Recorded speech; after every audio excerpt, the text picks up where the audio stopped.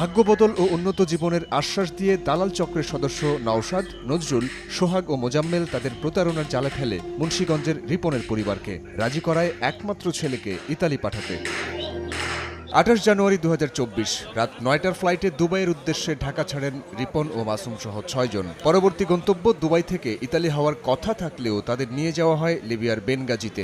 সেখানে দালালদের হাতে আটকা পড়েন তারা। এরপর লাখ লাখ টাকা মুক্তিপণের দাবিতে চালানো হয় নির্মম নির্যাতন। রিপনের পরিবারের অভিযোগ, মোজাম্মেলের প্রতারণার বিষয়ে তার পরিবারের সঙ্গে কথা বলতে গেলে সেখানেও আক্রমণের শিকার হন তারা।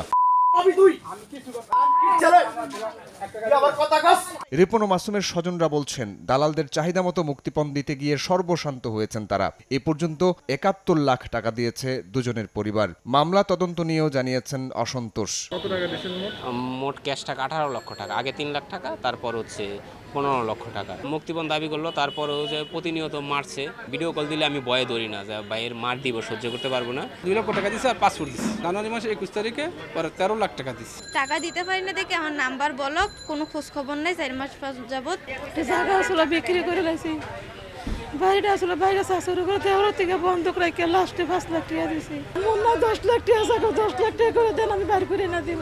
৪ মাস ধরে আমার সন্তানের লোকে কথা হয় না, যোগাযোগ হয় না।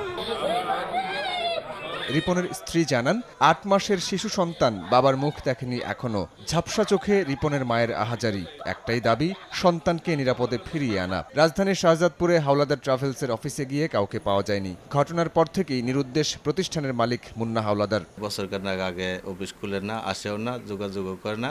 তারপরে অনেকদিন বন্ধ থাকার পরে মালিকে অন্য জায়গা ভাড়া দিয়ে দিচ্ছে।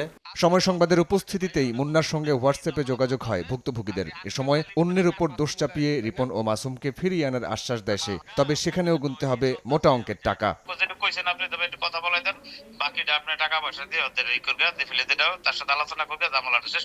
মামলার অগ্রগতি সম্পর্কে জানতে গুলশান থানায় গিয়ে কাউকে পাওয়া যায়নি। তদন্ত চলমান আছে উল্লেখ করে ক্যামেরার সামনে কথা বলতে রাজি হননি তদন্ত কর্মকর্তা। সাইফুল রুদ্র, সময় সংবাদ, ঢাকা।